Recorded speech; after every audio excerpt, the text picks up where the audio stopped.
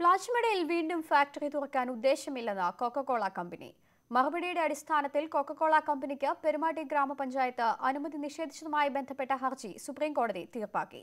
അതേസമയം അനുമതി നിഷേധിക്കാൻ പഞ്ചായത്തിനുള്ള അധികാരവുമായി ബന്ധപ്പെട്ട തർക്കത്തിൽ കോടതി നിലപാട് പറഞ്ഞില്ല. പ്ലാച്ചിമടയിൽ ഗുരുതര പാരിസ്ഥിതിക പ്രശ്നങ്ങളുണ്ടാക്കിയ കൊക്കക്കോള ഫാക്ടറി ഇനി ചരിത്രം.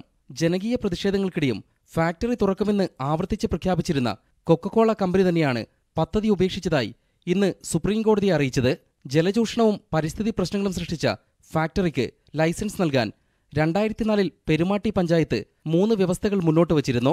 പഞ്ചായത്തിൽ നിന്ന് ജലം ഉപയോഗിക്കരുത്, ഫാക്ടറി മാലിന്യങ്ങൾ പരിസ്ഥിതിക്ക് ദോഷമുണ്ടാക്കാതെ നിർമ്മാർജ്ജനം ചെയ്യണം, ആരോഗ്യ പ്രശ്നങ്ങളുണ്ടാക്കുന്ന പാനീയങ്ങൾ ഉൽപ്പാദിപ്പിക്കരുത് എന്നീ വ്യവസ്ഥകൾക്കെതിരെയാണ് കമ്പനി നിയമ പോരാട്ടത്തിനിറങ്ങിയത്.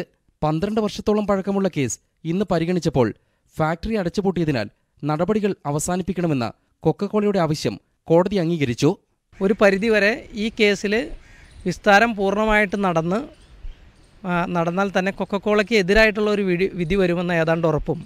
അങ്ങനെ ഒരു സാഹചര്യം വന്നാൽ കൊക്കക്കോളയുടെ അന്തർദേശീയ തലത്തിലുള്ള അവരുടെ ഇമേജിനെ ബാധിക്കുമെന്നുള്ളതുകൊണ്ട് കൊക്കക്കോള എടുത്തിട്ടുള്ളൊരു തന്ത്രം മാത്രമാണ്. കേരള ഹൈക്കോടതി കമ്പനിക്ക് ലൈസൻസ് നൽകാൻ നിർദ്ദേശിച്ചതിനെ ചോദ്യം ചെയ്ത് സംസ്ഥാന സർക്കാരും പെരുമാട്ടി പഞ്ചായത്തും മലിനീകരണ നിയന്ത്രണ ബോർഡുമടക്കം നൽകിയ 8 ഹർജികളാണ് കോടതി തീർപ്പാക്കിയത്.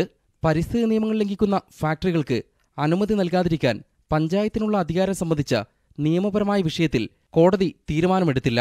സമാനമായ മറ്റ് കേസുകളിൽ ഈ വിഷയം ഉന്നയിക്കാൻ അനുമതി നൽകിയിട്ടുണ്ട്. പ്ലാച്ചിമടയിലെ ജനങ്ങൾക്ക് മുന്നിൽ കൊക്കക്കോള കമ്പനി പരാജയം സമ്മതിച്ചെങ്കിലും നിയമ പോരാട്ടങ്ങൾ അവസാനിച്ചിട്ടില്ല. നഷ്ടപരിഹാരം, കമ്പനിക്കെതിരായ ക്രിമിനൽ നടപടികൾ എന്നിവയ്ക്കുള്ള സാധ്യത ഇപ്പോഴും നിലനിൽക്കുകയാണ്. M Unnikrishnan, news 18, Delhi.